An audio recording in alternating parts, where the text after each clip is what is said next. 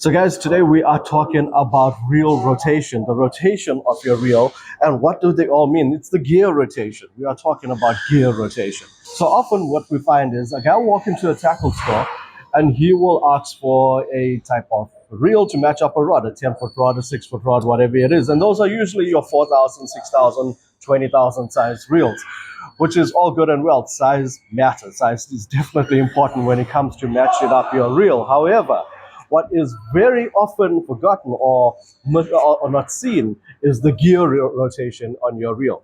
So those gear ratios are essentially important when it comes to how fast you want to retrieve your lure or your bait back towards you.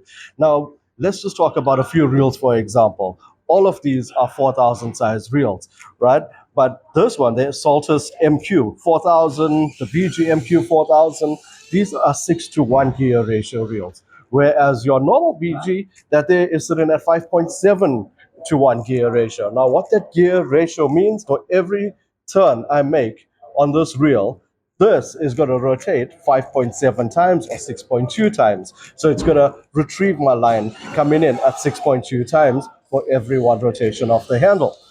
Now, that's all good and well, but what is also forgotten is the inches per turn, the IPT on the reel. Now, if you look at these, you would find this little icon down here is 39.1 inches per turn, and this one here is 39.9, which is not too much of a difference. But what that means is every time you do a full rotation of this, yes, it is rotating 6.2 times, but what it's also doing is bringing in your line at 39.1 inches per turn or whatever the reel might be. So where does that all matter?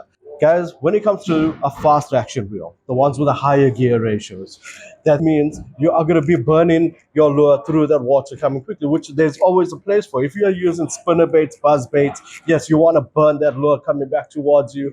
You are chasing predator fish. It is definitely going to make a huge difference to get that. Even if you are fishing salt water, if you've got your lure coming towards you, you're fishing off the rocks, obviously rods up, wind as fast as you can, you're not going to lose your lure.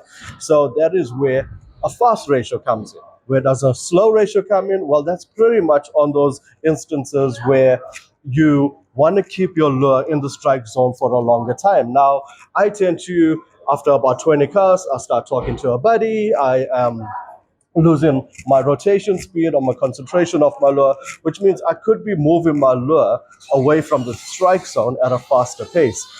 Having a slower rotation would mean my lure is coming in slower, irrespective of how winding that back. It's still going to come in at a slower rotation and at slower inches per turn. And of course, the other thing about a slower gear ratio is that it means more torque. So faster reels, faster gear ratios means you're going to retrieve your bait faster for that application of when you need to retrieve a bait faster in, or your fish, for example. And slower gear rotations means more torque, but also playing that fish a lot more one-on-one, not as fast, as well as keeping those baits in the strike zone for a longer period if you find you're the type of angler that doesn't really focus on how he wants to bring that in. So let us know in the comment section what you feel about it. Do you prefer a fast action reel or a slow action reel? Would love to hear about it, so drop that in the comment section and look out for a video on actions of rods.